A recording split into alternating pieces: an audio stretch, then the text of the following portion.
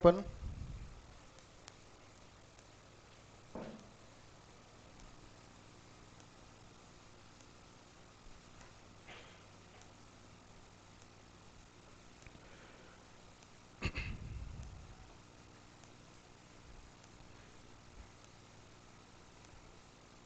देखिए सेक्शन 60 हो गया हमारा।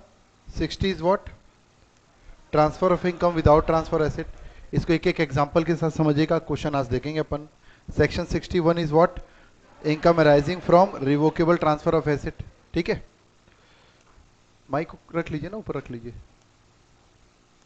बैग में रख लो, झंझट ही खत्म। Income arising from revocable transfer of asset. 62 transfer revocable for a specified period और specified period life time of transferee और transfer before 1461 made for a period exceeding 6 years. ठीक है। Section 63 transfer and revocable transfer define. Daily थोड़ा थोड़ा पढ़ाई कीजिए, discussion कीजिए। Actually क्या होता है, जब आप प्रैक्टिकली समझना, थोड़ा लॉजिक लगाना। हमने कल 1-1.25 घंटा इस पे लगाया, या कल बीच से चालू किया तो चलिए हमने 45 मिनट्स लगाए इसमें। उस समय अपने को ना 40% 30-40% मामला अपन को समझ में आ जाता है कभी भी। इन जनरल बोल रहा हूँ, कुछ स्टूडेंट को 60-70% आता है, कुछ को 40% आता है, कुछ को 30 आता है। जब आप उसको घर में आ जाकर कंफर्म कंप्लीट कंक्लूड कर लेते हो ना, तो 100% बढ़ जाता है। और आपको गाड़ी शुरू करनी पड़ती 40% के बाद से। और जब आप उस दिन उस चेक को कंफर्म नहीं करते, कंक्लूड नहीं करते, तो वो जो कॉन्सेप्ट आपने स्टैब्लिश किया वो बहुत ही शॉर्ट टर्म रहता है, क्योंकि मैंने बताया, आपने थोड़ी पढ़ा है। वो जीरो हो जाता है, फिर आपका एफर्ट डबल हो जाता है। एक्चुअली में जो डेली का डेली नहीं देख रहे हैं ना, वो आलसी लोग नहीं है, वो एक्स्ट्रा मेहनती लोग हैं। वो मेहनत लेकिन अभी नहीं, बाद में करने वाले हैं, और उसका फायदा होगा नहीं। ठीक है, तो आप ब्रेक्स में टाइम दीजिए। कोई बड़ा भारी मैं होमवर्क भी नहीं दे रहा हूँ, ब्रेक्स में टाइम दीजिए, डिस्कशन कीजिए। आपको पता ही नहीं लगेगा एग्जाम कब निकल गई। बिलीव मी, टफ नहीं आती एग्जाम। ज्यादातर क्वेश्चन ये लोग अभी पूरा का पूरा पेपर इजी सेट करने के पीछे पड़े हुए हैं। मतलब अभी जितना आसान है ना सीए बनना, कभी नहीं रहा, क्योंकि इनके ऊपर इतना जबरदस्त प्रेशर है सीए बनाने का इंस्टीट्यूट के ऊपर, आप सोच नहीं सकते, हमको पता है। सीधा सीधा डिमांड सप्लाई तो पढ़े हो ना आप, तो there is a huge demand for the chartered accountant in this field and less supply. उस कारण से इंस्टीट्यूट के ऊपर बुरी तरह प्रेशर है, तो आप उसका फायदा उठाइए। कुछ नहीं करना है आपको, बस मैं जो बताया समझ में आ रहा है। 30-40% अपन यहां पर पहुंच जाते हैं, उसके बाद अगर आप उसको नहीं देखते तो कहां पहुंच जाते हैं? जीरो में। वो नुकसान होता है आपका। तो सेक्शन 63 हो गया हमारा, revocable transfer for a period. फिर मैंने ये पॉइंट छोड़ दिया था। मैंने कुछ पढ़ने दिया था क्या आपको? क्या पढ़ने दिया था? 1A पढ़ने दिया था। अच्छा, ये भी तो पढ़ने दिया था। चलिए 1A पहले पढ़ लेते हैं। ये पढ़ने दिया था 1A। मैंने बोला था कई बार डिस्कशन हो गया, एक बार आप देख लेना। देखिए क्या लिखा हुआ है। 64(1)(a), सेकेंड पेज में ना। 64(1)(a is basically income of minor child, son और daughter। कुछ नहीं लिखा है, मतलब बोथ, मैरिड और अनमैरिड, बोथ। पॉइंट समझ में आ रहा है? इसमें ऐसा कुछ नहीं लिखा है, इसमें लिखा है माइनर चाइल्ड। ओके। अब देखिए, अभी तक जो हम प्रोविजन पढ़ रहे थे, हमारे माइंड पे क्या सेट बना हुआ था? हमारे माइंड में एक सेट बना हुआ था कि ऐसे ट्रांसफर किया। यहां पर कोई ऐसे ट्रांसफर कर रहे हो नहीं कर रहे हो इंपॉर्टेंट नहीं है। माइनर की इनकम हुई है, चाहे उसके फादर ने उसको कोई एसेट दी करके इनकम हुई है, चाहे उसके मदर ने दिया, या चाहे उसकी फ्रेंड ने दिया, चाहे किसी रिश्तेदार ने दिया हो। सोर्स ऑफ इनकम किसी भी तरीके से अगर माइनर को हो रही है, तो माइनर की इनकम अल्टीमेटली क्लब होगी पेरेंट्स में, आइदर पेरेंट्स। अभी तक हमारा लॉजिक क्या बना हुआ है कि जो एसेट दे रहा है ट्रांसफरर के हैंड में क्लब करो, या ट्रांसफरर के हैंड में क्लब करो वाला कोई मैटर नहीं है। Here the income of minor will be clubbed only and only in hands of either parents whose income is higher. तो बस इसको पढ़ने वाले हैं अपन, और क्या खास बातें देखते हैं। Please check all the income arising or accruing to minor child, all income, कोई भी इनकम हो उसको, all income accruing or rising to minor child including minor married daughter. Clear provision में नहीं लिखा, लेकिन आपको इसलिए समझा रहा था कि कोई कंफ्यूजन न रहे. माइनर चाइल्ड यहां सभी है, इसलिए यहां पर स्पेशली और लिखा हुआ है क्योंकि माइनर मैरिड डॉटर का मतलब हम इनबिल्ट एक प्रोविजन बना लेते हैं माइंड में कि भैया मैरिज हो गई है तो अब उसकी इनकम तो उसके हस्बैंड में क्लब होनी चाहिए ना. ऐसा कोई प्रोविजन नहीं है.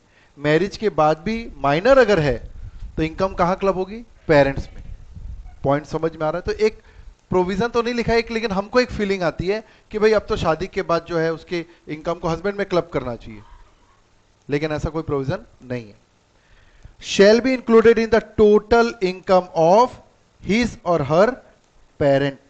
अब पेरेंट में तो दो हो गए, मदर भी हो गए, फादर भी हो गए.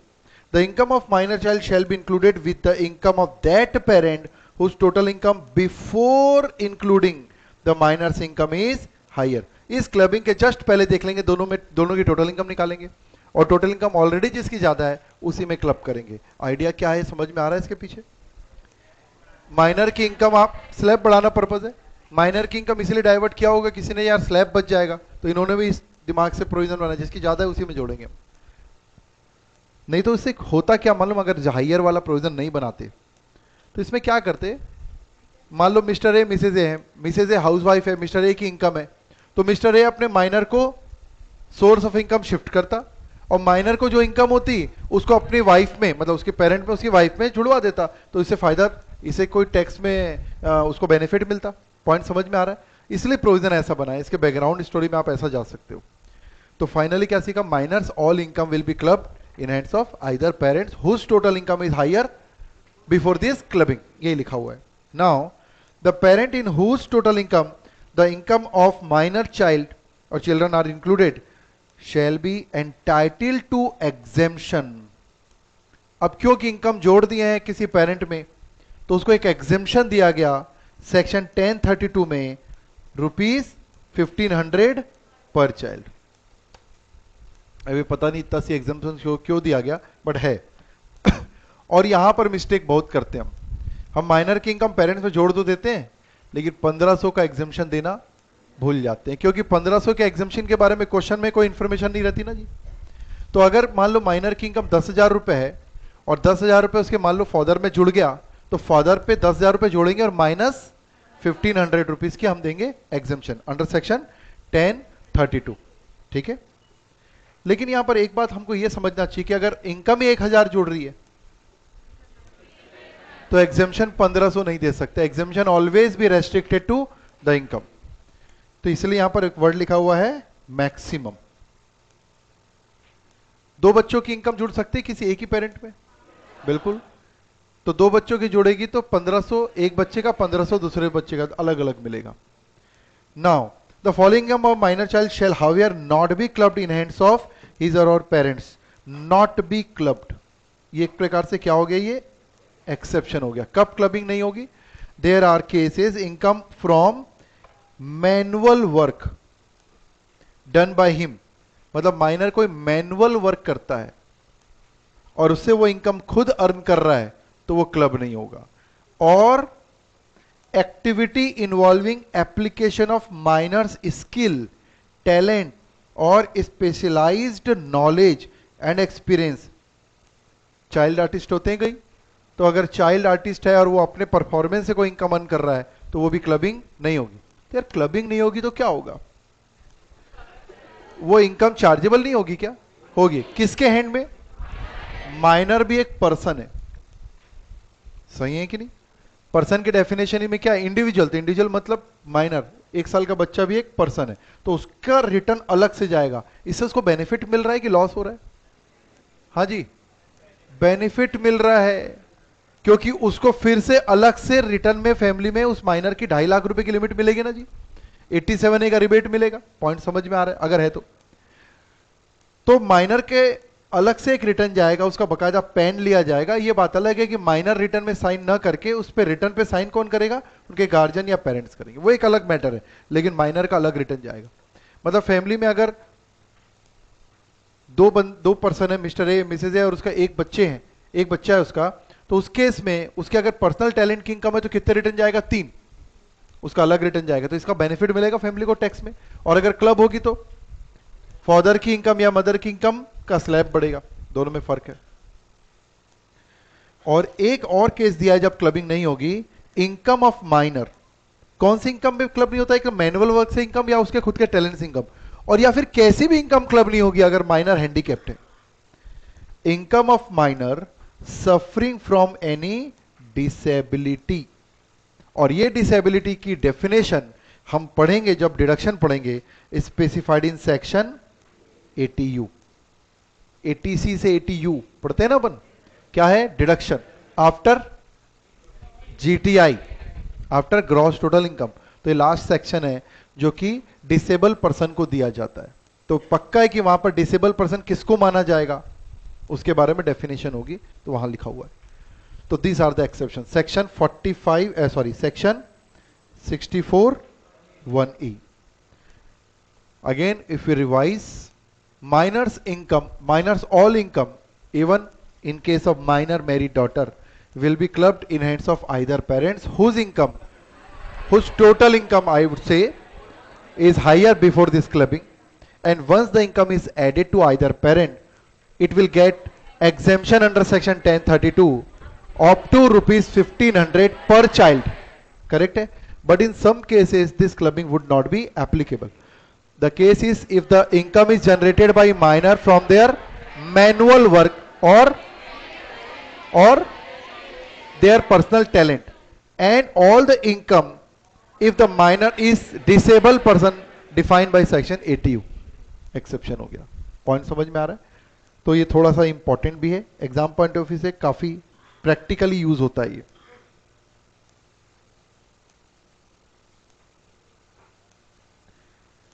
मैंने आपको बाकी के क्लॉज 4 6 ये भी पढ़ने बोला था, और आपको ऐसे समझाया था मैंने,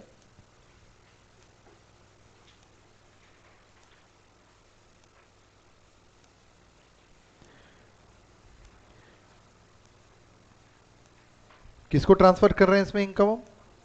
ये देखिए, ये वाला मिस्टर ए जो है मिसेस ए को या फिर सन्स वाइफ को ट्रांसफर कर रहा है एसेट। कैसा ट्रांसफर है ये? रिवोकेबल की इररिवोकेबल? एनी टाइप, कैसा भी ट्रांसफर कर रहे हैं, बट इन रिलेटिव्स को कर रहे हैं या फिर किसी अदर पर्सन को कर रहे हैं for the benefit of this relative. दो रिलेटिव दिया है, स्पाउस और son's wife. In that case, the income generated from that asset will be clubbed in hands of transferor। और ये आपको 4 क्लॉज में अलग अलग दिया है, एक ही बात बार बार लिखी हुई है, बस उसको पढ़ के हमको कंफर्म करना है। आप पढ़ के आए इसको? ओके देखिए, तो सबसे पहले section 64 1 clause 4, income arising to spouse from asset transferred without adequate consideration. ये वर्ड पे आप पहले भी फेमिलियर है, क्योंकि एडिक्वेट कंसिडरेशन नहीं होगा। हमने कहां पढ़ा था इसको? सेक्शन 27 में पढ़ा था ना? हाँ जी, चेक कीजिए। Income arising from an asset, income arising from an asset other than house property. क्यों लिखा है? क्योंकि ये सेक्शन 27 में ऑलरेडी कवर है। लेकिन ये मत बोलना कभी कि 27 में क्लबिंग ऑलरेडी हो जाती, क्योंकि वहां क्लबिंग होती ही नहीं है, वहां पर ओनर ही उसको मान लिया जाता है, तो अल्टीमेटली कैलकुलेशन ही उसके हैंड में होता है। क्लबिंग बोलना थोड़ा गलत है। क्लबिंग का मतलब इनकम किसी और की, उसको ले आके यहां पर हम जोड़ रहे हैं, और वहां पर ओनर ही किसको माना जाता है? ट्रांसफरर को। इसलिए other than house property, transfer otherwise than for adequate consideration और in connection with an agreement of live apart. ये पॉइंट आपको पहले भी समझ में आ रहा होगा 27 से। Transfer otherwise than for adequate consideration, otherwise word के साथ कनेक्ट करना, या रिवर्स भी बना सकते हैं प्रोविजन। तो अगर आप एडिक्वेट कंसिडरेशन करेंगे तो क्या ये क्लबिंग होगा? नहीं होगा, इसलिए लिखा अदरवाइज देन एडिक्वेट कंसिडरेशन। क्या अलग होने के समझौते में अगर ट्रांसफर होगा तो क्लबिंग होगा? नहीं होगा। मतलब ये लीव अपार्ट वाला पॉइंट दोनों जगह 27 में भी है और यहां पर भी है। तो अदरवाइज देन क्लबिंग कब होगी? जब वो एडिक्वेट कंसिडरेशन के अलावा कुछ होगा, मतलब इनएडिक्वेट कंसिडरेशन, या फिर लीव अप पार्ट के एग्रीमेंट के अलावा कुछ होगा। अदरवाइज देन को समझ पा रहे हैं? नहीं तो कंफ्यूजन होता है। From one spouse to another shall be included in the total income of transferor. However this provision will not apply in case of transfer of house property, since the transferor spouse would be deemed owner as per section 27. Now 6416 income arising to son's wife, same wording किसके लिए बना दिया यहां पे, sons wife, लेकिन यहां पर वो लीव अपार्ट वाला प्रोविजन नहीं आएगा, ठीक है। Income arising from an asset transfer otherwise than for adequate consideration, यहां पर केवल अदरवाइज एडिक्वेट कंसिडरेशन है, बाय इंडिविजुअल टू हिज और her son's wife shall be included in total income of transferor. और उस क्लॉज में क्या मिलने वाला है हमको, transfer to other person for the benefit of spouse और सन्स वाइफ, तो दोनों क्लॉज एक साथ लिख दिया गया, अलग अलग है वैसे ही है। Income arising from transfer of asset for the benefit of spouse और सन्स वाइफ। एक बार इसकी वर्डिंग पढ़ लेते हैं। All income arising to any person और एसोसिएशन, एनी पर्सन और एसोसिएशन ऑफ पर्सन, आपने एसोसिएशन ऑफ पर्सन क्यों लिखा है, मतलब आप किसी ट्रस्ट बनाकर भी लोग ऐसा करते हैं इसलिए लिखा है, तो अगर नहीं लिखा होगा तो हम यहां लिख लेते हैं लाइक अ ट्रस्ट। कई बार क्या करते हैं लोग, किसी एसेट को एक ट्रस्ट के नाम पे कर देते हैं और ट्रस्ट का पूरा होल एंड सोल और बेनिफिट दे देते हैं स्पाउस को। तो भैया घूम फिर के आपने क्या किया, आपने एक एसेट को एओपी को ट्रांसफर, ट्रस्ट मतलब एओपी होता है, ठीक है, ट्रस्ट को ट्रांसफर कर दिया एओपी को, और फिर उसका पूरा बेनिफिट किसको मिल रहा है, इनकम हो किसको रही है, एओपी को, that AOP income will be clubbed in hands of transfer, ठीक है।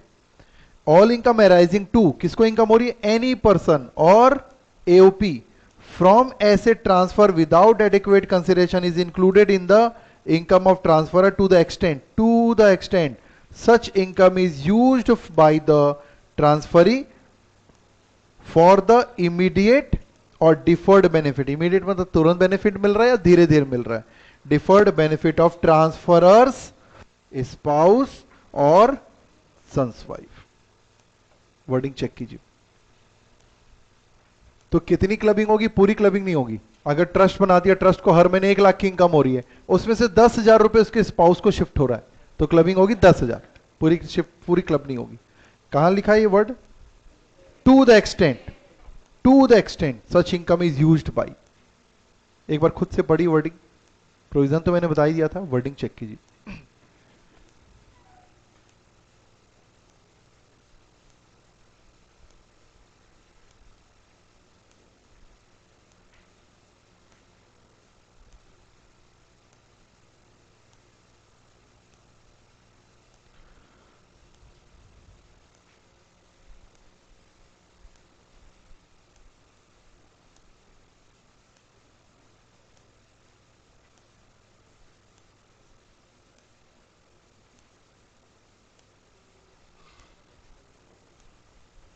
हाँ बोलिए सर।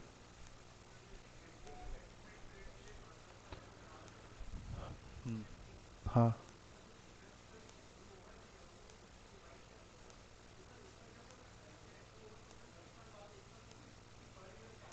पर ईयर कैलकुलेशन होगा, क्योंकि जो इंटरेस्ट होता है ना वो एक्रूड ईयरली बेसिस पर होता है, हर साल जुड़ेगा। हाँ ये देखिए, जो एफडी होता है, जो इन्वेस्टमेंट होता है, वो ड्यू भले बाद में हो लेकिन एक्रूड होते रहता है, तो एक्रूड बेसिस पर इनकम टैक्स में चार्ज होता है, मर्केंटाइल बेसिस पर चार्ज होता है, ठीक है।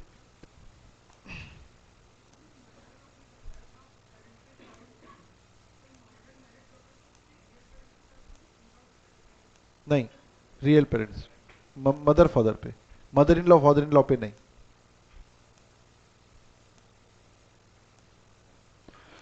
एक प्रोविजन बच गया था अपना, कौन सा,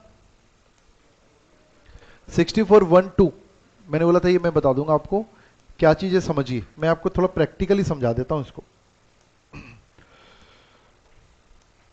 now I am going to explain you section 64(1) clause 2 है ना, 64(1)(2) क्या लिखा है देखिए इसमें,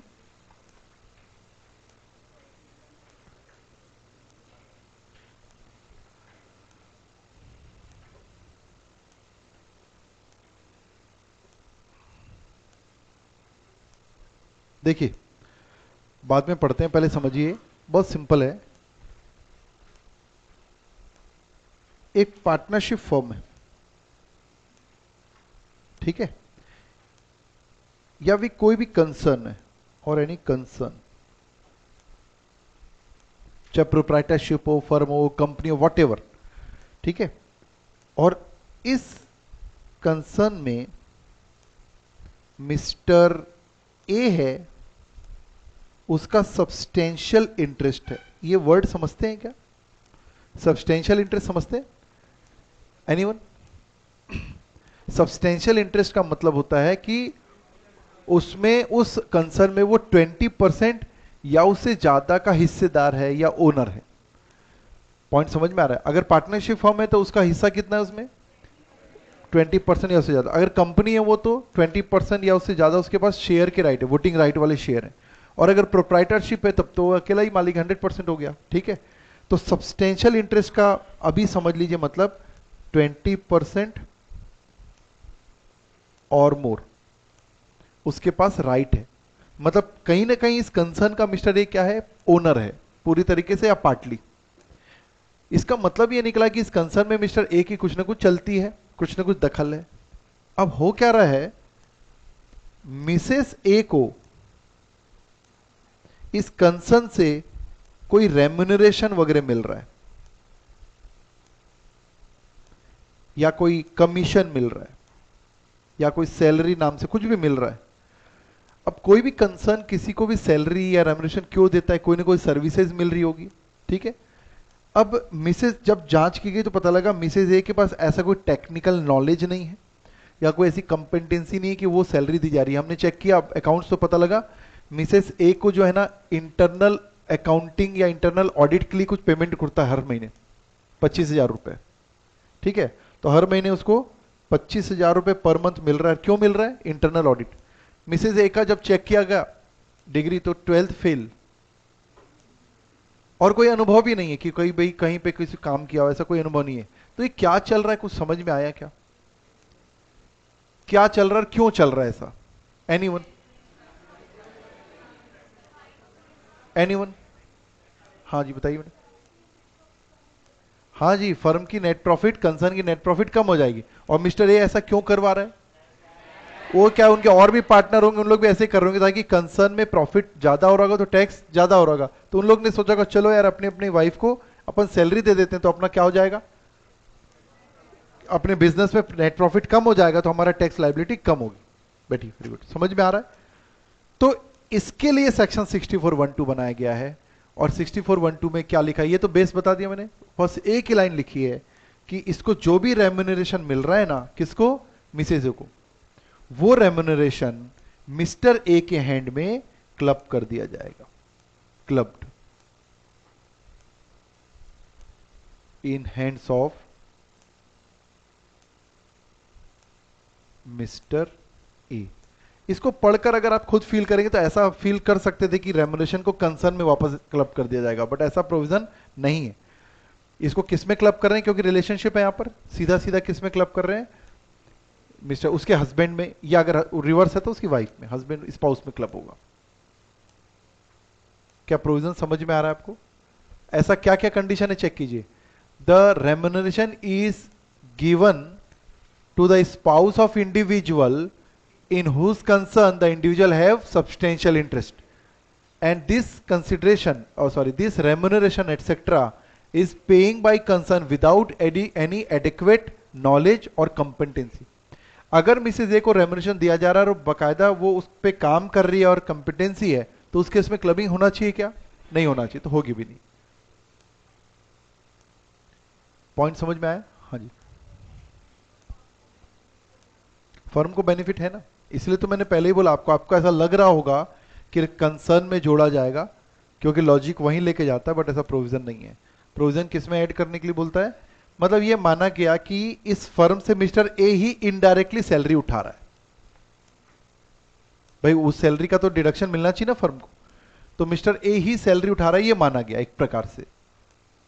तो किसमें जुड़ जाती है? अगर मिस्टर ए 50,000 रुपए लेता है और ये 25,000, तो 50,000 तो मिस्टर ए का है, तो इसको 75,000 लेना था, तो 75,000 सैलरी ले सकता है एज अ पार्टनर, कोई दिक्कत नहीं है। लेकिन वो ले किसके थ्रू रहा है, स्पाउस के थ्रू, तो बेनिफिट ना मिले ताकि 75,000 एक ही जगह ऐड हो जाए। मतलब अगर मिस्टर ए अपने ही फर्म से वाइफ के को सैलरी दे रहा है, इसका मतलब वो सैलरी खुद ले रहा है, इसका ये मतलब है। ठीक है, any doubt in this part? थोड़ा सा आगे बढ़ो। अब देखिए सब्सटेंशियल इंटरेस्ट तो समझ में आ गया। कई बार एक और केस होता है, सेम मैं एक कंसर्न बना रहा हूं,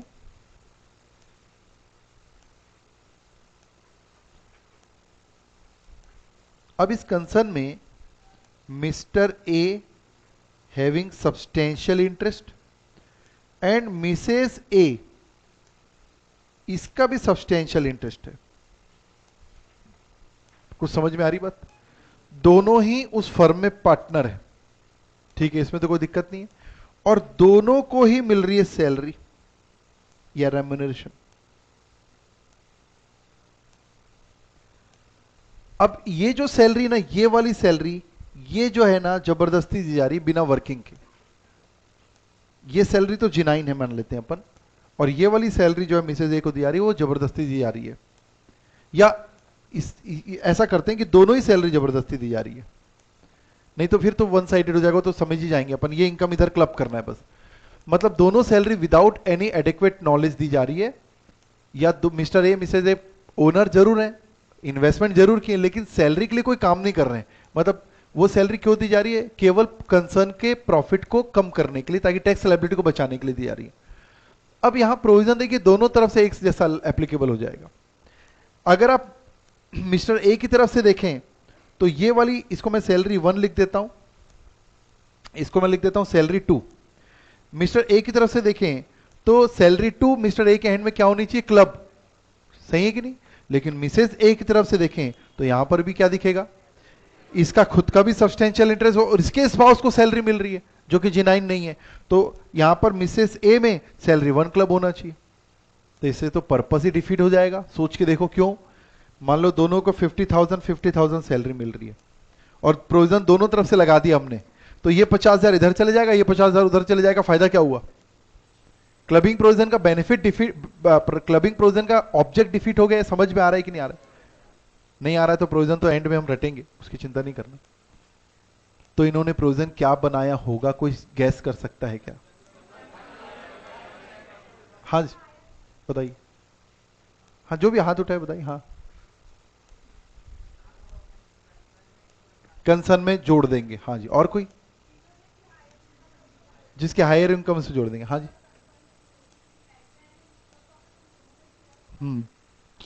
देखिए लॉजिकली अगर आप बोलेंगे ना, प्रोविजन ऐसा है नहीं, लॉजिकली तो कंसर्न में जोड़ना चाहिए, लेकिन प्रोविजन ऐसा है नहीं। प्रोविजन ऐसा है कि जिसकी इनकम ज्यादा होगी उसमें जोड़ देंगे, without this, before this clubbing. मतलब मिस्टर ए की और मिसेज ए की इस सैलरी के पहले देखेंगे टोटल इनकम, और जिसकी इनकम ज्यादा रहेगी वन साइडेड क्लबिंग होगी। मैं अगर मानता हूं कि मिस्टर ए की इनकम अदर इनकम ज्यादा है, तो बस ये इनकम सैलरी इसकी तो है ही, और सैलरी 1 और ये सैलरी 2 यहां पर क्या हो जाएगी, क्लब। इफ अदर इनकम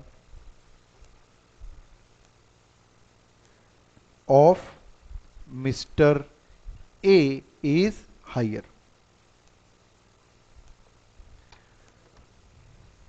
तो फिर मत क्लबिंग करो दोनों तरफ।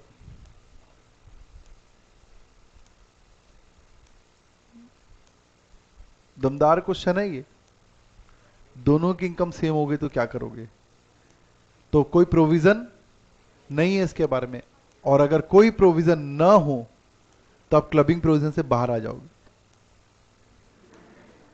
लेकिन ऐसा कोई प्रोविजन नहीं है। ऐसा एक जजमेंट माइनर के केस में डिसाइड हो रखा है, एक जजमेंट माइनर के केस में डिसाइड हो रखा है, जिसमें माइनर की इनकम को पेरेंट्स में जोड़ा जाने बोला है, और जिसकी इनकम ज्यादा हो।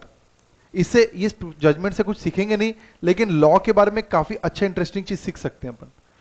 तो उस जजमेंट में यह था कि भाई जिसकी इनकम ज्यादा जोड़ दो, और मदर फादर दोनों की इनकम बराबर थी, तो ज्यादा तो किसी की नहीं है। तो कोर्ट ने बोला कि जब लॉ ही नहीं है इसके बारे में, तो क्लबिंग प्रोविजन अट्रैक्ट ही नहीं होगा, तो इसका मतलब माइनर की इनकम क्लब नहीं होगी। क्लबिंग प्रोविजन एक यूनिक प्रोविजन है जो कि नॉर्मल से लीक से हटकर, गोल्डन रूल से हटकर काम कर रहा है। तो हटने के बाद उसके पास प्रॉपर लॉ होना चाहिए। If there is no law, no provision. अगर प्रोविजन नहीं है तो आप जबरदस्ती कोई प्रोविजन अप्लाई, फिर आप नेचुरल लॉ में जाओगे। नेचुरल लॉ क्या बोलता है? जिसकी इनकम है उससे टैक्स लो। तो किसकी इनकम है? वो माइनर की इनकम। ठीक है, बट इंस्टीट्यूट इतना सब डीप में जाके पूछती नहीं करके मैं वरी नहीं कर रहा हूं। आपकी क्वेरी आ रही थी, ठीक है, बट सीधा सीधा भाई 60 क्या है, 61 क्या है, 4 क्वेश्चन लगा लेना भाई, बस और कुछ नहीं है। उसी में से, और जो क्वेश्चन मैं दूंगा उसके अंदर से ही क्वेश्चन आएगा, वही वाला एक ठोक बना लेना। मैं आपको इसके लॉजिक्स वगैरह इसलिए बताता हूं, इससे याद रहता है प्रोविजन। प्रेजेंटेशन इसलिए करता हूं, इससे आपका कॉन्फिडेंस बढ़ता है। फाइनल में अपग्रेड मॉडल बन के जाना है आपको, नहीं तो फाइनल में तकलीफ पाओगे। अब वहां पर जाके क्लबिंग प्रोविजन को समझते बैठे रहोगे तो फिर वहां के जजमेंट बेस कहां से पढ़ाई करोगे? कई लोग फाइनल में जाकर 50% तो इंटर का पढ़ते हैं, क्योंकि 50% से ही पास हुए। यहां पर दोनों डायग्राम प्रेजेंटेशन समझ में आ रहा है? अगर ये समझ में आ रहा है तो वर्डिंग अब समझ में आएगी आपको। इसकी वर्डिंग क्या बोलती है, please check the wording of this provision.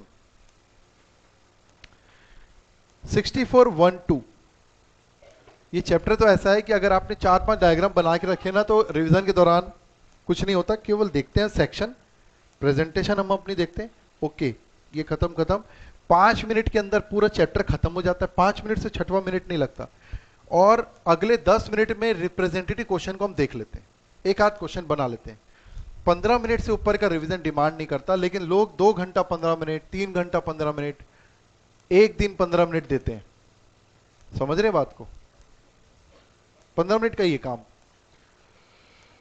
64(1)(2) income arising scenario पता है आपको? प्रेजेंटेशन बना लिया आपने, अब उसके साथ सोचना है। इनकम अराइजिंग टू स्पाउस, किसको इनकम हो रही है? स्पाउस को। अब मेरे एग्जांपल पे क्या था? Missus A, income arising to spouse by way of remuneration from a concern. किसकी कंसर्न? उसके स्पाउस की, अनदर स्पाउस की, ठीक है।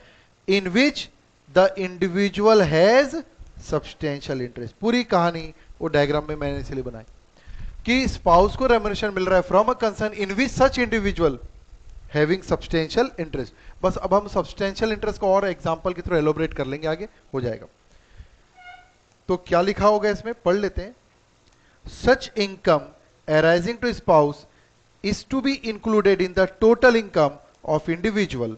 However, if remuneration received is attributable to the application of technical or professional knowledge and experience of the spouse, then such income will not be clubbed. तो सीधी सी बात है, without any professional competency knowledge अगर remuneration मिल रहा है, या एक word में, simple word में बोलूं, क्लबिंग कब होगी? जब रेमुनेशन जेन्युइन ना हो।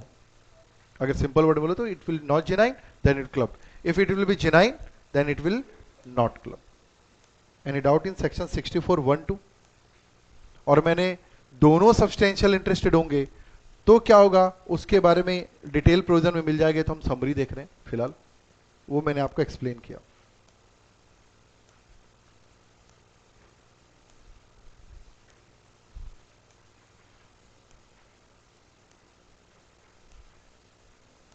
अब कौन सा प्रोविजन बच गया हमारा? 64(2). तो इसको भी let me explain in presentation, तो बहुत आसान हो जाएगा हमारे लिए। तो सेक्शन 64(2) की अगर हम बात करें,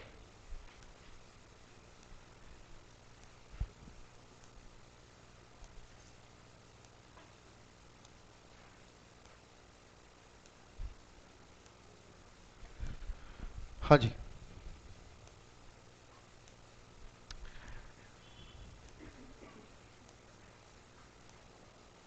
मिस्टर एक्स ने अपने ही एचयूएफ को एक एसेट ट्रांसफर कर दी, अपने एचयूएफ को एक एसेट ट्रांसफर कर दी विदाउट एडिक्वेट कंसिडरेशन। ठीक है,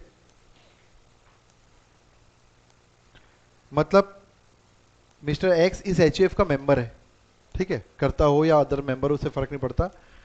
तो प्रैक्टिकली अगर मैं अपनी कोई पर्सनल एसेट, एसेट किसकी है? मिस्टर एक्स की, इंडिविजुअल, वो किसको ट्रांसफर कर दिया? एचयूएफ को। ऐसा कभी सुना है आपने?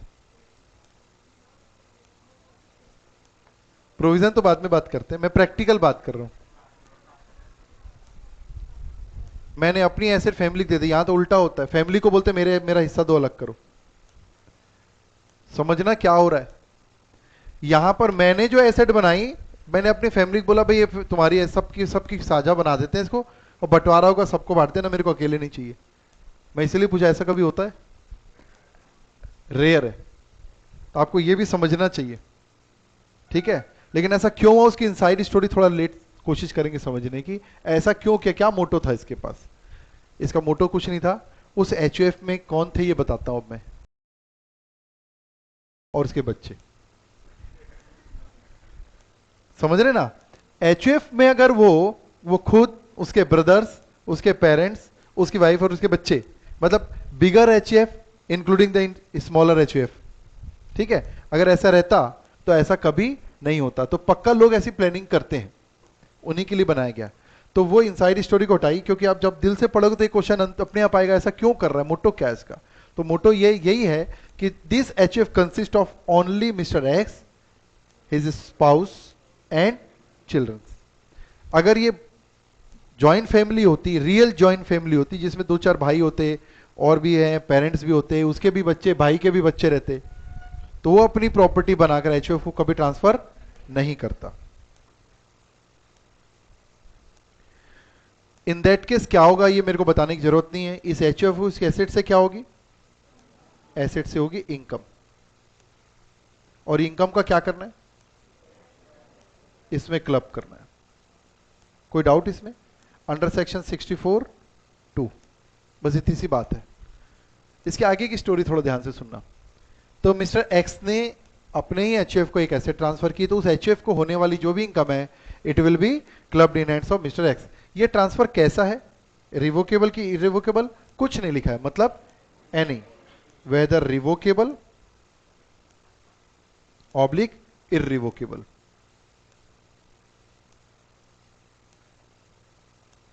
कैसा भी ट्रांसफर हो सकता है।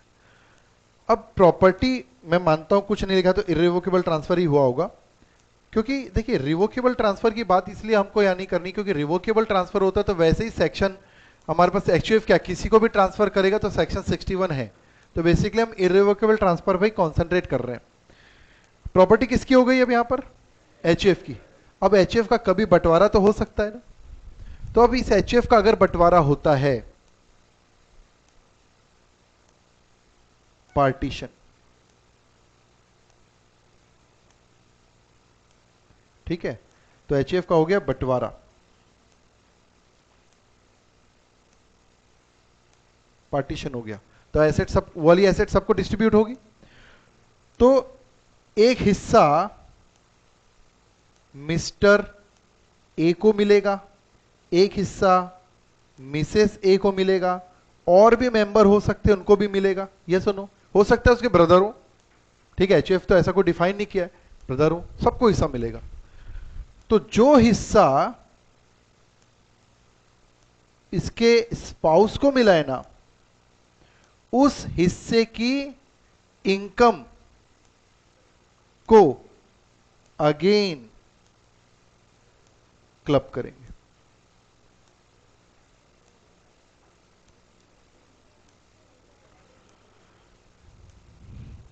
अच्छा एक्स है क्या? पार्टीज बदल गई अब, ठीक है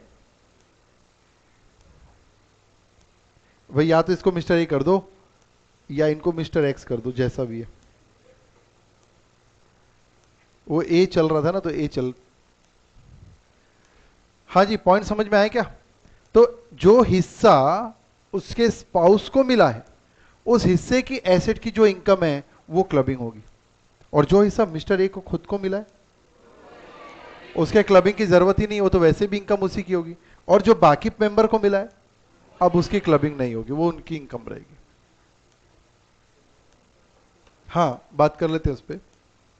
और अगर माइनर को मिला तो उस केस में माइनर की इनकम के लिए सेक्शन 64 स्पेशल बना हुआ है, और स्पेशल प्रोविजन बोलता है उसकी इनकम इस पे क्लब होना नहीं मालूम, उसके पेरेंट्स में होगी। उसके पेरेंट्स दूसरे भी हो सकते हैं, यस और नो? भाई उस फैमिली में इसके ब्रदर भी हो सकते हैं ना, तो माइनर की इनकम के लिए, हाँ अगर इसी के बच्चों को मिला है तो फिर तो 64(1) अट्रैक्ट होगा ना, तो उसको वो 64(2) में लिखा नहीं है, लेकिन अगर माइनर को मिला,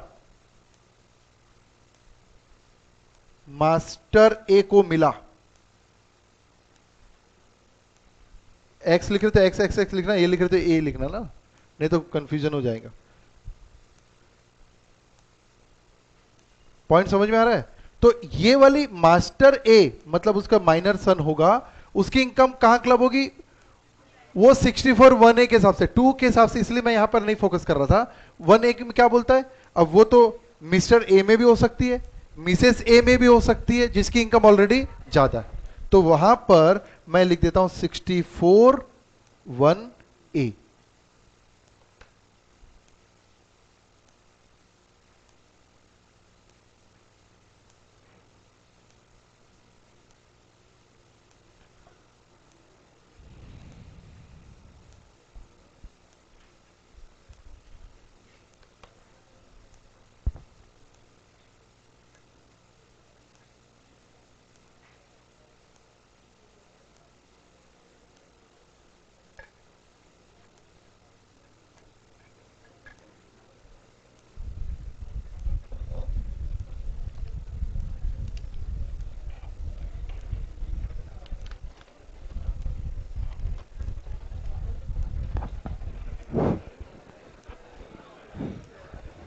एनी डाउट?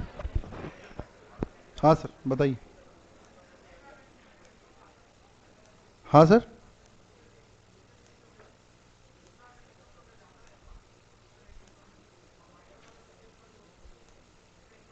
तो उसमें क्लब होगी। हाँ वो तो मैंने लिख दिया ना यहाँ पर 64(1) ए। तो 64(1) ए क्या बोलता है? माइनर की इनकम कहाँ जोड़ना है? जिसकी इनकम ऑलरेडी ज्यादा है। लेकिन हम यहां पर ध्यान रखना 64(1) ए नहीं पढ़ रहे हैं, 64(2) पढ़ रहे हैं, तो मैं 64(2) इसलिए उसको नहीं तो एक 64(2) में इसको इनकॉर्पोरेट कर लेंगे। आप पढ़ के देखें प्रोविजन, देखिए क्या वर्डिंग लिखी है। नाउ सेक्शन 64(2) क्या लिखा है wording? Conversion of self-acquired property into the property of a Hindu undivided family.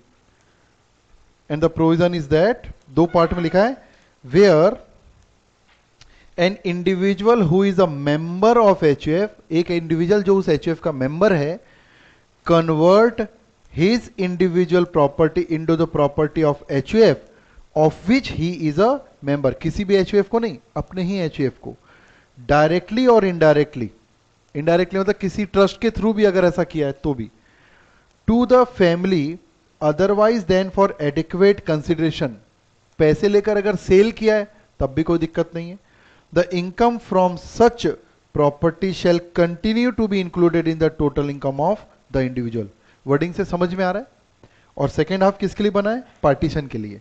Where the converted property has been partition either by way of total और पार्शियल पार्टीशन, फुल पार्टीशन हुआ या उस asset के लिए partition हुआ है, the income derived from such converted property as is received by the spouse of partition, spouse on partition shall also be included in the total income of the individual who effected the conversion of such property. Please check the wording, क्या वो concept जो presentation से हमने सीखा wording से समझ में आ रही है? एक्चुअली क्या होता है, सीधा वर्डिंग से पढ़ने से एक बार हमको टेंशन होती है। If you know what is the provision तो वर्डिंग धीरे धीरे एक दो बार पढ़ेंगे तो फिर आप लिख भी पाएंगे।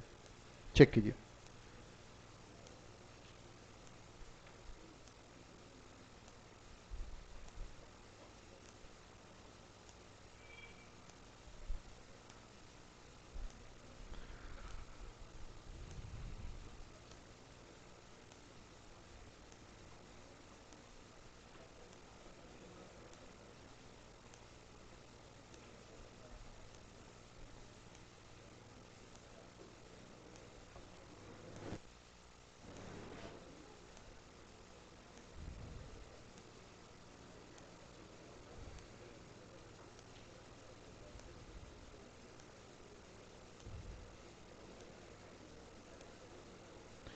Now section 65.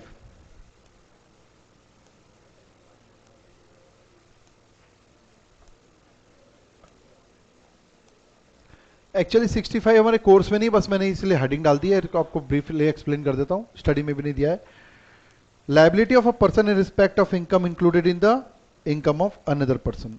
जितनी भी आपने क्लबिंग पढ़ी है ना, उसमें उस इनकम के ऊपर टैक्स देने की लायबिलिटी किसकी है बताइए? जिसके हैंड में क्लब हो रहा है, अपने आप उसकी लायबिलिटी जनरेट हो रही है. लेकिन 65 ने बताया है कि अगर किसी कारण से भी इनकम जिसके हैंड में आपने क्लब किया है, अगर उससे टैक्स वसूल नहीं हो पा रहा है, या वो बंदा मिल नहीं रहा है, या जो भी रीजन है, इन दैट केस उस इनकम, वो इनकम पर टैक्स जिसकी रियली में जिसको हो रही है, उसको भी नोटिस देके वसूल किया जा सकता है. पॉइंट समझ में आ रहा है क्या लिखा है इसमें? तो 65 में ये लिखा है कि the income tax on such clubbed income can be collected from the income who is actually receiving such income. तो आप, ये कोर्स में नहीं है हमारे, बट फिर भी मैंने हेडिंग डाल के 65 कंप्लीट हो जाए करके मैंने एक जगह छोड़ दी, आप लिख लीजिए वहां पर, राइट साइड में जगह है ना, तो वहां लिख लीजिए. assessing officer, assessing officer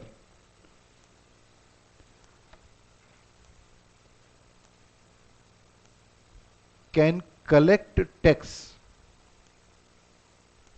can collect tax, assessing officer can collect tax on such clubbed income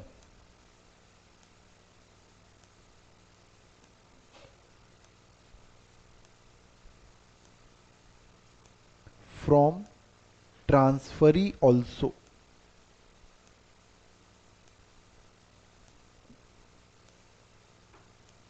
कब ऐसा करेगा वो? Transfer also. If collection of tax is not possible from transferor, collection of tax is not possible from transferor. क्या समझ में आ रहा है? एक्चुअली 65 की वर्डिंग मैंने दिया इसलिए नहीं, बहुत टफ है, तो उसको सिंप्लीफाइड लैंग्वेज में आपको लिखाया हूं कि असेसिंग ऑफिसर के पास एक पावर है कि अगर किसी भी कारण से जिसके इनकम क्लब हुई है, उससे अगर वसूल नहीं हो पा रही है, तो ट्रांसफरी से भी वसूल कर सकता है. लेकिन ऐसा कब करेगा? जब वहां से वसूल नहीं हो पा रही, जिस भी रीजन से. चेक कीजिए पूरा समरी, क्या क्या पढ़ लिया आपने 60 टू 65. आपको केवल ये फर्स्ट हेडिंग पढ़कर प्रोविजन समझ में आ जाना चाहिए, रिकॉल होना चाहिए. टेक 5 मिनट्स, फिर हम क्वेश्चन में चलते हैं. हाँ जी.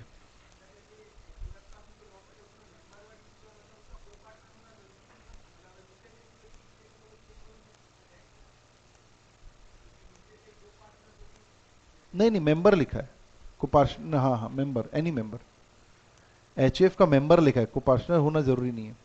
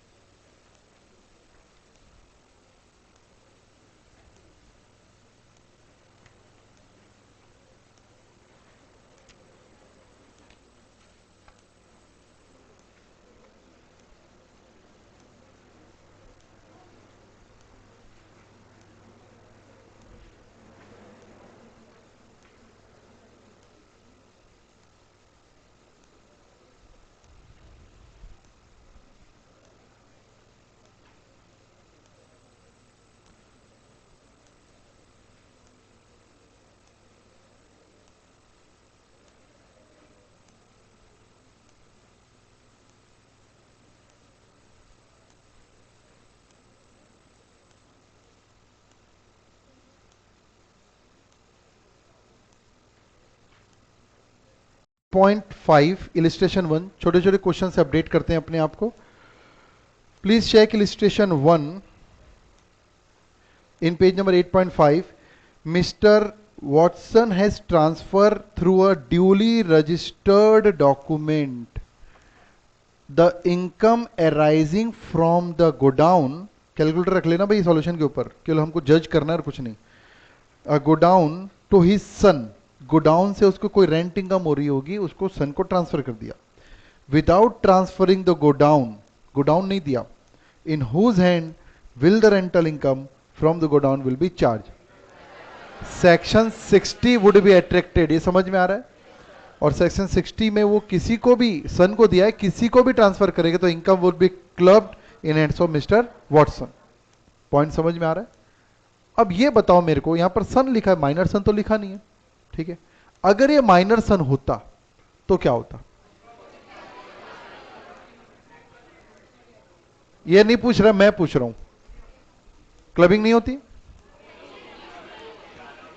तब भी क्लबिंग होती, लेकिन वो इनकम फिर 64(1)(a) के अंतर्गत अट्रैक्ट हो जाता.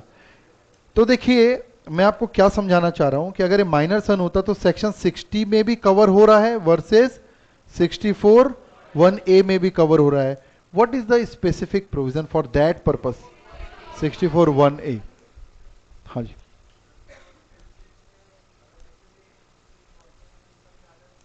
मिसेस, हाँ जिसकी 64(1)(a) अट्रैक्ट होगा तो उसका जिसकी इनकम ज्यादा है वहां जोड़ दो आप. क्वेश्चन क्या पूछ रहे हैं चार, मैं नहीं समझा आपका. अगर ये माइनर होता तो क्या होता ये पूछ रहे हैं ना, तो आपके हिसाब से किस में क्लब होता बताइए? मेरे हिसाब से 64(1)(a) अट्रैक्ट होता, क्योंकि माइनर का प्रोविजन स्पेसिफिक है. तो वॉटसन या मिसेस वॉटसन जिसकी इनकम ज्यादा होती है उसमें क्लब कर देते अपने. लेकिन अभी क्योंकि 60 की बात चल रही है तो यहां पर किस में क्लब होगा? वॉटसन में ही क्लब होगा, क्योंकि वो ट्रांसफरर है. कुछ समझ रहे हैं बात को?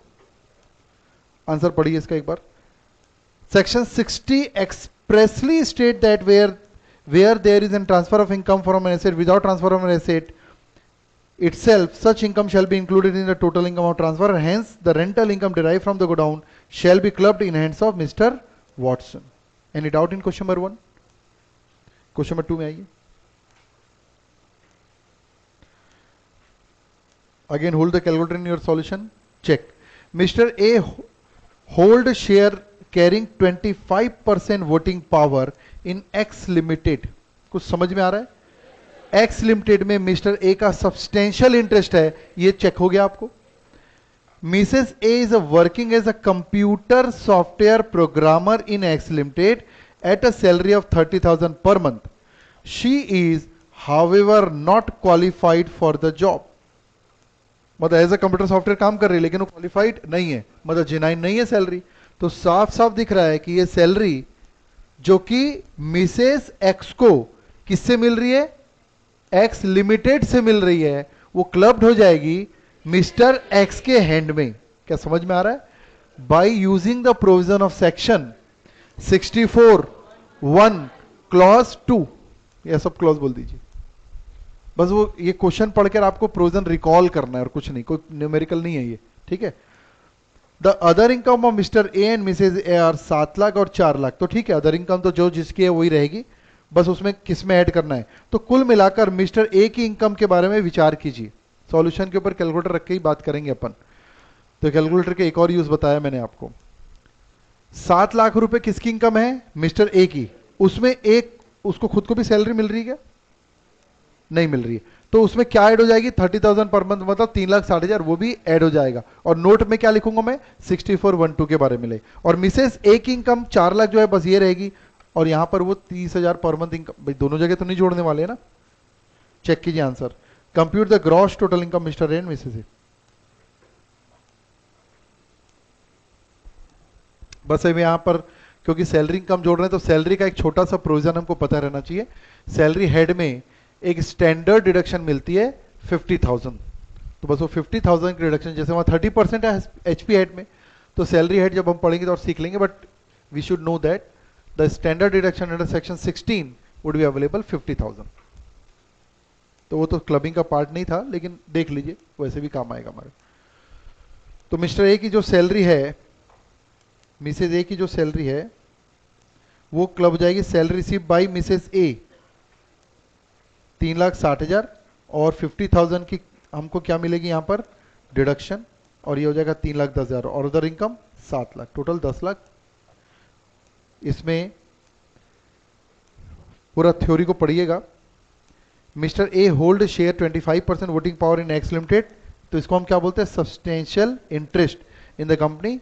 His wife is a working same as a company without any professional qualification for the same, thus by virtue of clubbing provision।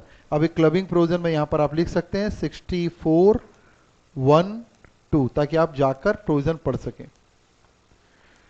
Salary received by Mrs A from X limited will be clubbed in hands of Mr A, और standard deduction चाहे तो लिख सकते हैं, but वैसे भी salary add में सीख जाएंगे। There is an standard deduction of 50,000 under the head salary.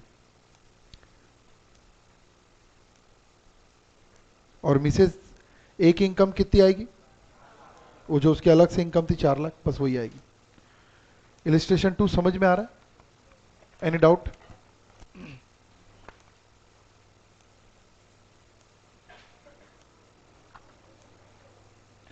Illustration 3 में लिखा हुआ है what will be answer, will your answer be different if missus A was qualified for the job, तो clubbing provision will not be attracted, जिसकी इनकम है उसी पे जाएगी।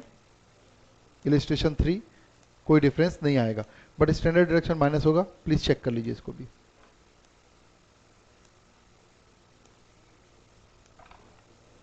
हाँ सर बोलिए। हाँ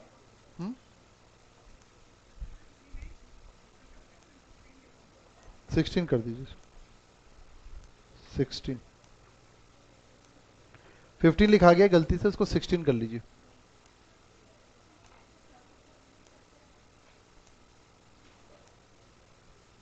इलिस्ट्रेशन 3 बोल रहे हैं Mrs A possess the professional qualification job, then the clubbing provision shall, okay, shall not be, shall not कीजिए इसको, नॉट बी एप्लीकेबल, वो लिखने में नॉट छूट गया, उसको लिखिए क्वालिफिकेशन है करके यहां पर clubbing provision shell not be applicable कीजिए उसको।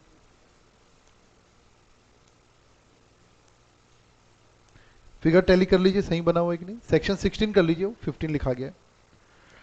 सैलरी पे स्टैंडर्ड डिडक्शन मिलता है 50,000 अंडर सेक्शन 16, कोई कैलकुलेशन नहीं, सीधे मिलता है डिडक्शन।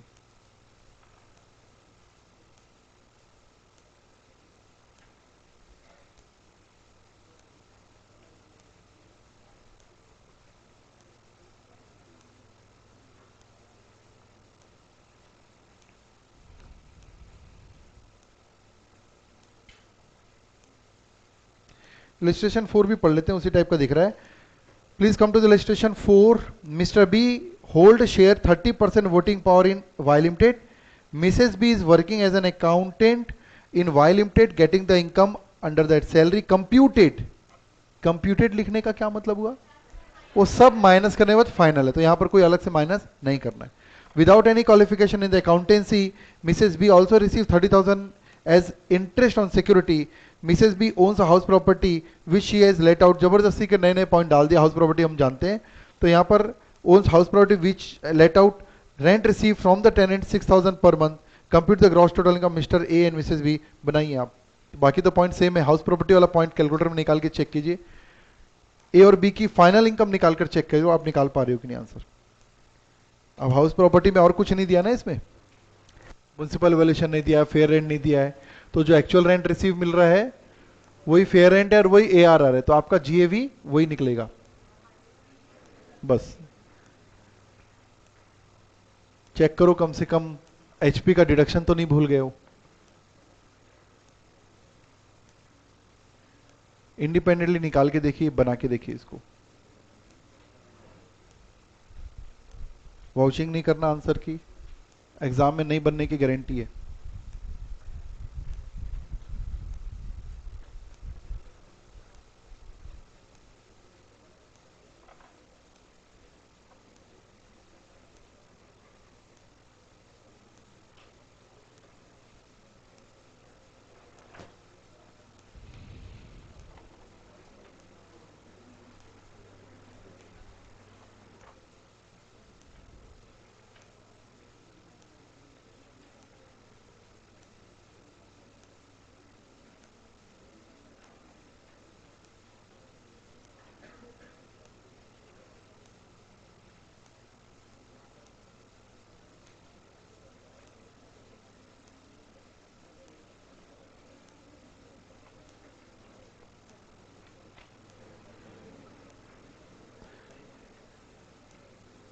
दोनों की फाइनल इनकम आपका आंसर आना चाहिए। उस क्वेश्चन में कुछ नहीं, केवल मैं आपको कितना याद है वो चेक कर रहा हूं।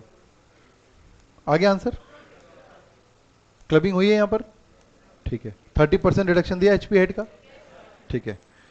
हाउस प्रॉपर्टी में जब ऐसा कुछ केस दिया रहता है ना जिसमें केवल रेंट बस दिया है, तो आपको एक नोट डाल देना चाहिए कि इस केस में जो एक्चुअल रेंट है वो एक्सपेक्टेड से ज्यादा है, ये हम एज्यूम कर रहे हैं, बराबर या ज्यादा है। तो भाई आप सोच के देखो, म्युनिसिपल वैल्यूएशन दिया नहीं है, वो तो एज्यूम नहीं कर सकते। ज्यादा से ज्यादा फेयर रेंट एज्यूम करोगे एक्चुअल के बराबर, तो वो तो बराबर हो जाएगा। तो we should write a note that the actual rent, other information is not given regarding the house property. Other information मतलब एक्सपेक्टेड रेंट। तो we are assuming that the actual rent given is more than equal to expected rent, AR नहीं, expected rent, ER. तभी तो आप ARR को ही क्या ले रहे हो, ग्रॉस एनुअल वैल्यू। तो ये नोट हमेशा बेटर रहता है कि हम दे दें उसमें, क्योंकि इस क्वेश्चन में कुछ भी नहीं दिया है। हाँ जी,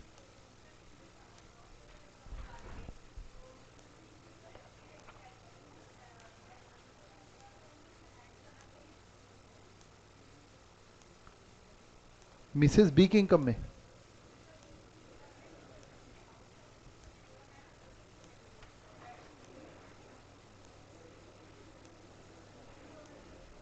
क्यों होगी? ट्रांसफर थोड़ी किया है, हाउस किसका है? देखिए इनका एक डाउट है, ये हो सकता है आप लोग को भी हो कि मिसेस, भैया सुनो ना, इसमें डाउट हो सकता है आप लोगों को कि ये जो मिसेस बी को जो हाउस की इनकम हो रही है, उस हाउस का ओनर मिस्टर ए को मान लिया जाए। ऐसा डाउट नहीं होना चाहिए आपको, क्योंकि ऐसा तब होता है जब mister A without adequate consideration वो हाउस देता है। यहां क्वेश्चन में ऐसा कोई कुछ नहीं लिखा है। हाउस के ओनर ही कौन है? Mrs B. तो वही ओनर है, उसी की इनकम हो रही है, तो वैसा 27 would not be attracted. Question number 5 में आइए। Any doubt in question number 4? Come to question number 5।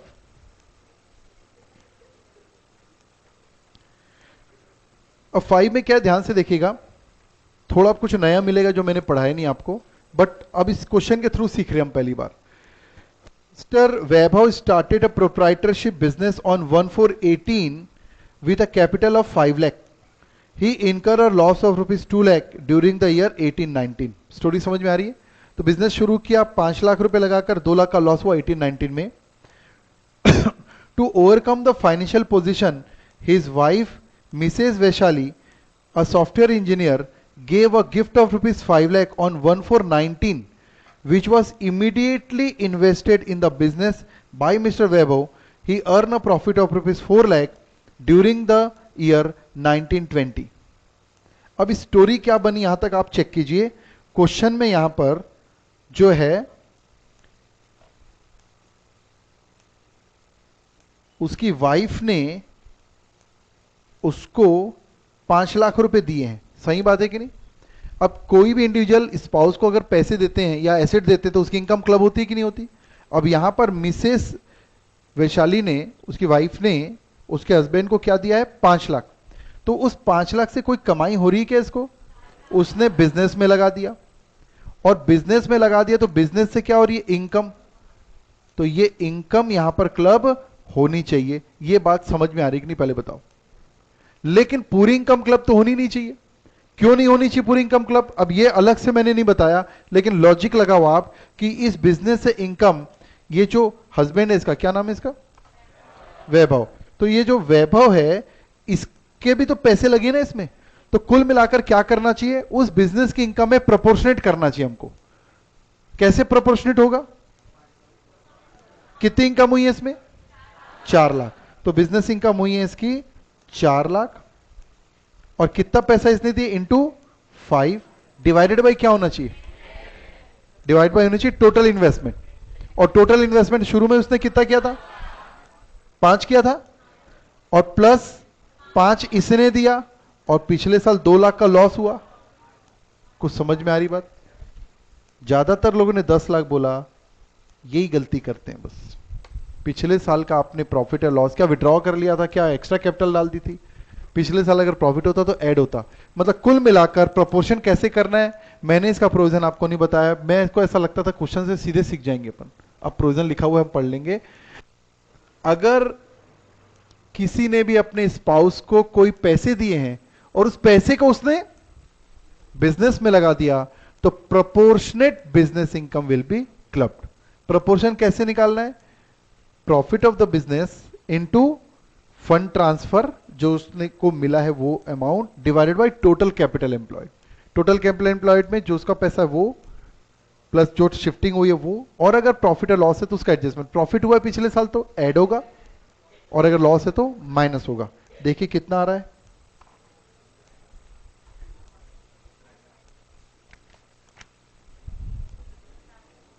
कितना आ रहा है? 2,50,000। तो ये 2,50,000 रुपए इसके वाइफ के हैंड में क्या हो जाएगा? क्लब। और बाकी का पैसा वैभव के हैंड में ही चार्ज होगा। कौन से हेड में चार्ज होगा? पीजीबी। बिजनेस की इनकम है तो पीजीबीपी। मैटर समझ में आ रहा है? क्वेश्चन को फिर से पढ़ते हैं। During the 1920 compute the amount to be clubbed in hands of Mrs Vaishali for the assessment year 2021। तो असेसमेंट ईयर ठीक लिखा है क्योंकि 1920 में उसने ट्रांसफर किया है, तो असेसमेंट ईयर नेचुरली 2021 होगा। If Vaishali gave the said amount as a loan, ठीक है, उससे भी फर्क नहीं पड़ता। What would be answer to be clubbed? क्या लगता है, कुछ फर्क पड़ना चाहिए लॉजिकली? अगर लोन के रूप में दिए हैं तब तो फिर इंटरेस्ट मिलेगा, नॉर्मल इनकम क्लब होगी, तब तो कोई दिक्कत नहीं है। पढ़िए। क्या 2.5 लाख निकालना सीख गए आप? बस वही मेन था इसमें। कम से कम 4 से 5 बार सेम क्वेश्चन आ चुका है इंस्टीट्यूट में, सेम क्वेश्चन ना, कई बार तो फिगर भी बदला नहीं इन्होंने। Section 64(1)(4 of the income tax act 1961, पढ़िए मेरे साथ। For the clubbing income in hands of individual if the income earned is from the asset other than house property transferred directly or indirectly to the spouse individual otherwise than for adequate consideration or in connection with the agreement to live apart. In case Mr. Vaibhav received gift of rupees 5 lakh on 1/4/19 from his wife Mrs. Vaishali, which he invested in the business immediately, the income to be clubbed in hands of Mrs. Vaishali for the 2020 is computed as follows. अभी दोनों की income निकाल दिया जो हमने पहले ही निकाल दिया। कैपिटल जो है एज ऑन 1/4/19, ओपनिंग कैपिटल यहां 3 लाख है, किसकी? मिस्टर वैभव। और कंट्रीब्यूशन हुआ 5 लाख, टोटल हो गया 8 लाख। ये समझ में आया? ये 3 कहां से आ गया? 5 लाख टोटल डाला था और 2 लाख का क्या हो गया? लॉस। ठीक है। और profit for 1920 apportion on the basis of capital employed. किस बेस पर बांटना है? Capital employed. On the first day of the previous year. ये इंपॉर्टेंट लाइन है। अगर उसकी वाइफ ने 1 अप्रैल 19 को पैसा दिया है ना, अगर ये 1 अप्रैल के बाद पैसा देती तो इस साल क्लबिंग नहीं होती।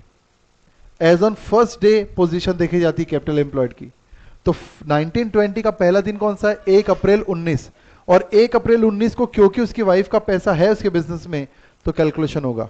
और उसके बाद हुआ तो 1 अप्रैल की पोजीशन देखी जाती है, तो उसके बाद हो तो क्लबिंग नहीं होगी, लेकिन अगले साल से होगी भाई। अगर ये 1 अप्रैल 19 की जगह 10 अप्रैल 19 को किया रहता ट्रांसफर, तो बताइए कैपिटल एम्प्लॉयड में 1 अप्रैल या first day of previous year में क्या उसके वाइफ का कोई पैसा आया उसके पास? नहीं। तो 1920 में क्लबिंग नहीं होगी, लेकिन फिर क्लबिंग कब से शुरू हो जाएगी? अगले साल से, क्योंकि फिर ओपनिंग में आ जाएगा ना वो पैसा, तो अगले साल से क्लबिंग होगी। तो इसलिए यहां पर वर्डिंग क्या लिखी हुई है? First day of previous year, that is as on 1/4/2019। और ये आपका प्रोविजन है अलग अलग। और नीचे लोन में अगर दिया रहता तो क्या होता? In case Vaishali give the said amount of as a bona fide loan. Bona fide मतलब एक्चुअल लोन ही दिखना चाहिए, इंटरेस्ट आना चाहिए। Then clubbing provision would not be attracted.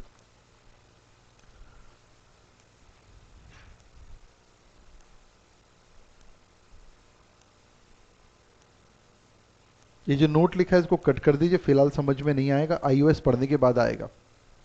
नीचे 56(2)(10) का एक नोट दिख रहा है आपको, उसको कट कर दीजिए फिलहाल। जो रिलेवेंट जगह आएगी मैं आपको बता दूंगा।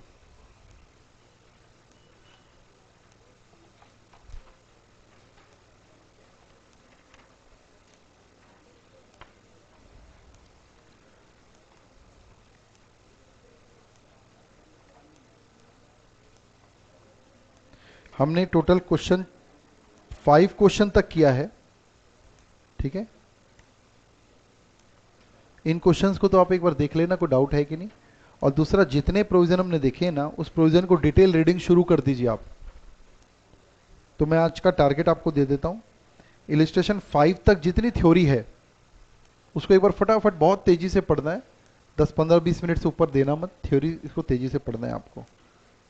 और अगर टाइम बचे तो आगे भी पढ़ना है, ऐसा नहीं है। मैं आपको छोटा टारगेट दे रहा हूँ, जैसे पेज नंबर 8.11 निकालिए आप, वहाँ पर आपको क्लबिंग ऑफ माइनर इनकम दिया हुआ है, ठीक है। तो वो कोई बहुत बड़ी बात नहीं है, कुछ एक आध पॉइंट एक्स्ट्रा मिल जाएगा, हमने पूरी चीज़ समझ चुके हैं इसके। तो क्वेश्चन नंबर 5 तक का टारगेट है, उतना तो आपको करना है, उसकी थ्योरी भी आपको पढ़ना है, ठीक है।